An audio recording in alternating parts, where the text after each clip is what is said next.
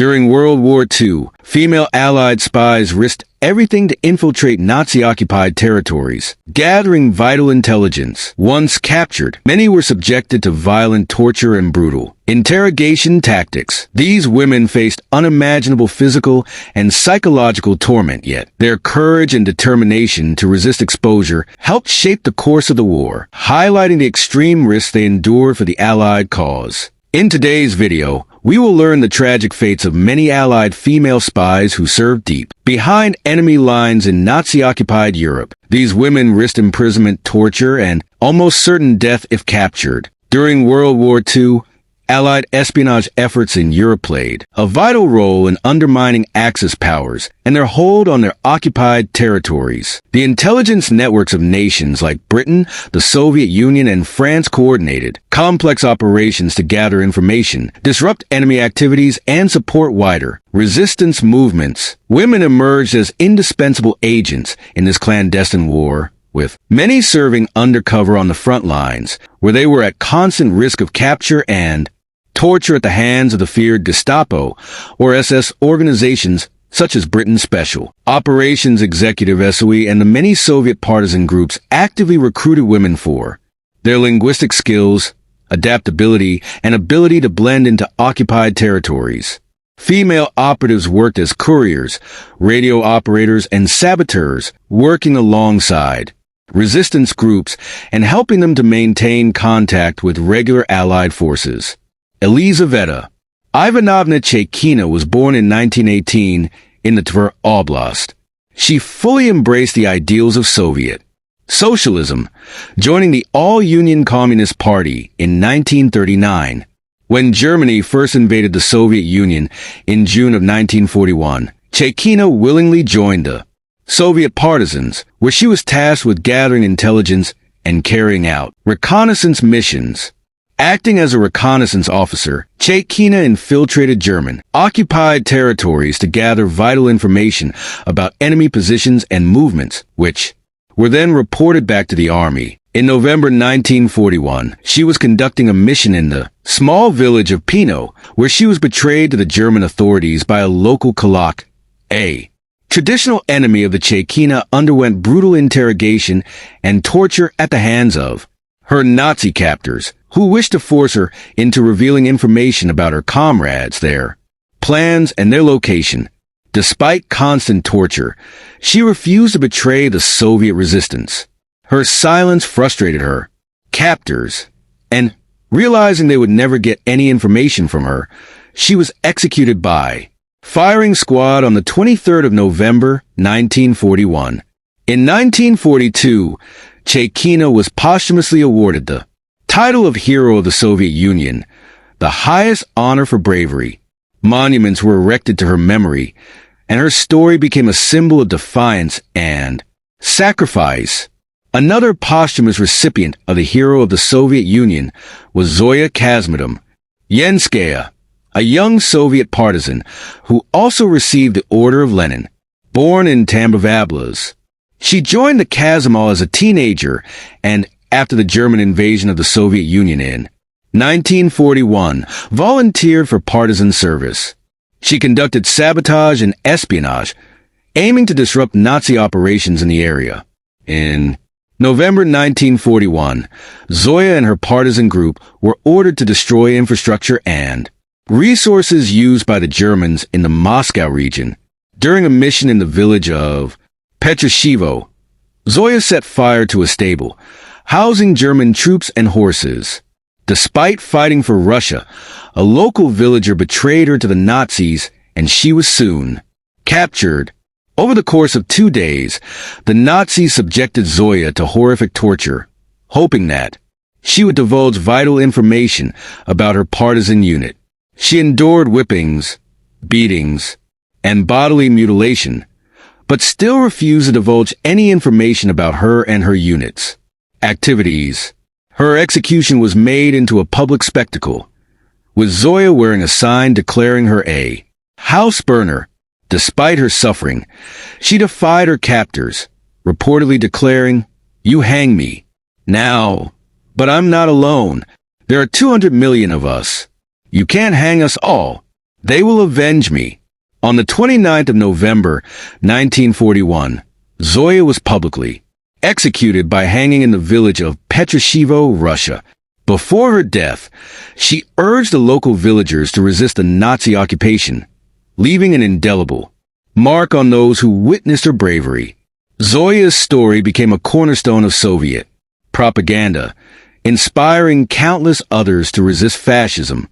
Soldiers carried pictures of her in their pockets, named their tanks after her, and to this day, there are streets and schools named after her, honoring her as a martyr for the Soviet Union. In 2010, there were calls to have her declared a saint by the Russian Orthodox Church. Violet Sabo was a British-French spy born in Paris. She joined the Auxiliary Territorial Service, but had to return to London after discovering she was pregnant. Eventually, she was approached to work for the Special Operations Executive, SW, an arm of the military dedicated to espionage, sabotage, and supporting European resistance movements. After the success in her first mission, Szabo was assigned her second, which would also end up being her last. Tasked with coordinating with local resistance groups immediately following the Allied invasion, she operated near Limoges, France. On the 10th of June, 1944, she and a local resistance member were intercepted by a German roadblock. Szabo gave resistance, firing on the Germans, allowing the resistance member to escape. She was eventually captured. Held captive in Fresnes prison, Paris, Szabo suffered a terrible ordeal of endless torture and interrogation. Despite the physical and psychological abuse, she refused to reveal any information about her mission or her fellow agents. She was eventually transferred to the infamous Ravensbrück concentration camp in Germany, where she endured horrific conditions amongst the thousands of other inmates. In early 1945, as the war in Europe was nearing its end, the 23-year-old Violet Szabo was executed by the Nazis, with witnesses reporting that she was shot alongside two other female SW agents. She has posthumously awarded the George Cross, a medal equal in stature to the Victoria Cross, which is the highest award for military valor. She is commemorated in multiple plaques and monuments, as well as the Violet Szabo GC Museum. Noor Inayat Khan was a British Indian spy with an interesting beginning. Born in Moscow, her father was an Indian Sufi mystic, and her great-great-grandfather was Tipu Sultan, the Tiger of Mysore, once a great enemy of the British. Having moved to France when Noor was young, the family fled to Britain, following the defeat in the Battle of France. She joined the Women's Auxiliary Air Force and was eventually deployed to work as a wireless operator in France under the codename Madeleine. She operated in Paris, transmitting vital intelligence to London. Her mission was a dangerous one, as the average undercover wireless operator in France was expected to last no longer than 6 weeks. Despite repeated warnings of compromised networks, Noor remained in France to continue her critical work. In October 1943, she was betrayed by a French collaborator and captured by the Gestapo. She was interrogated for months, where she endured endless torture, but managed to not reveal to them any information, something which her superiors had been concerned about. Due to her 2 failed escape attempts, she was classified a highly dangerous prisoner and was kept shackled and in solitary confinement. On September 13, 1944, Noor was executed at Dachau concentration camp. Witnesses to her death reported her final word to be liberty. She was posthumously awarded the George Cross and the Croix de Guerre.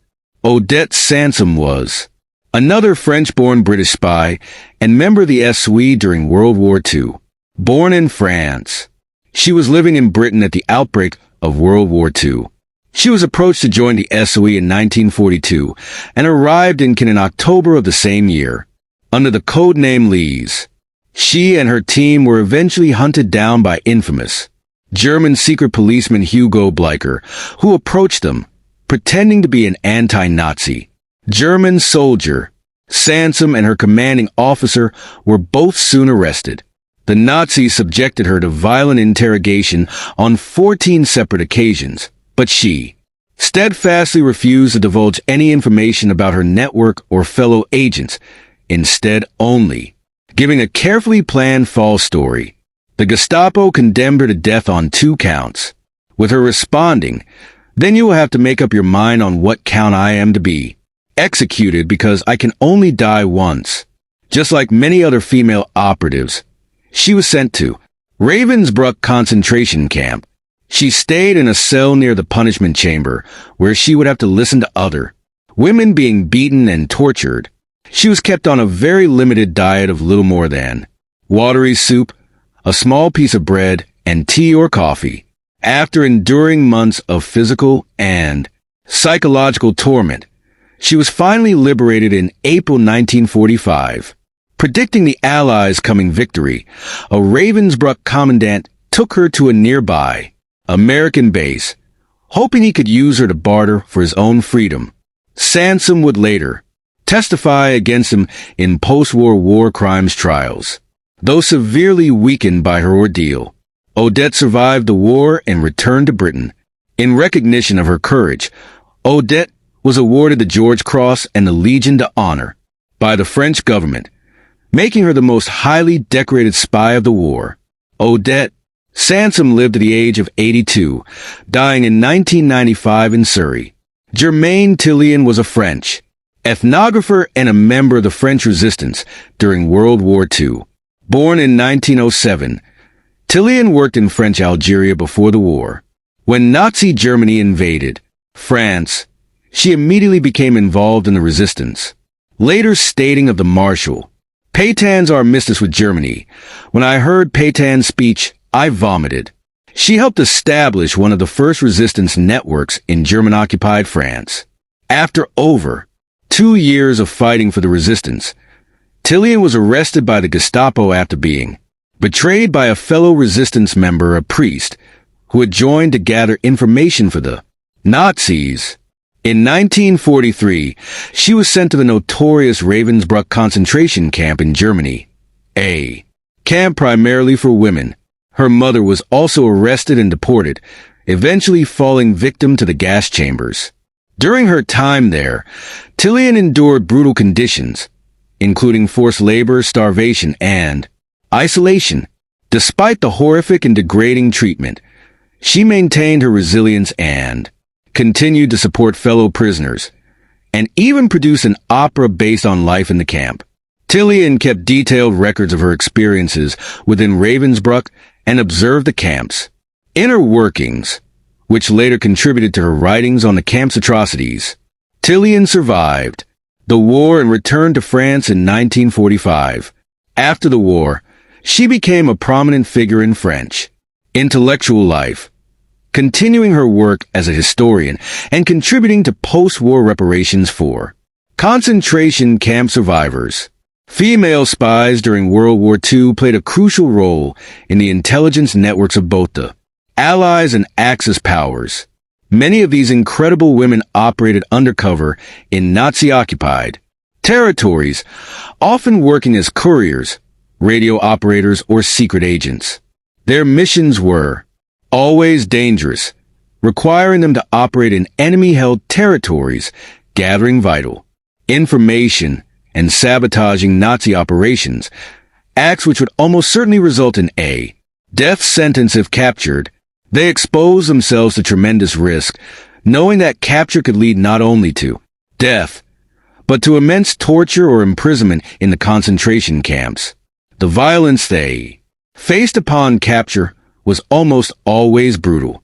The Nazis employed extreme interrogation techniques, including physical torture, psychological manipulation, and starvation, in an effort to extract information or force confessions. Those who refused to talk were usually executed. Despite this, many female spies remained resolute, refusing to reveal crucial details that could jeopardize the Allied war effort or the lives of their fellow resistance fighters. In the end, many of these women met tragic fates. Some were executed in cold blood, while others died in squalid concentration camps or in brutal Gestapo prisons. Their sacrifices, though often forgotten, were integral to the success of Allied espionage, and their courage remains a testament to the incredible risks they took to support the war effort and the defeat of Nazi Germany. These 6 women are only a tiny fraction of all those who participated in the fight against the Axis powers. Thousands fought directly with the resistance, while millions more worked in factories, producing weapons and ammunition, manning anti-aircraft batteries, or worked with the Red Cross and in military hospitals. Though often overlooked in popular film and television, women from all the Allied nations played a vital role in the Allies' eventual victory.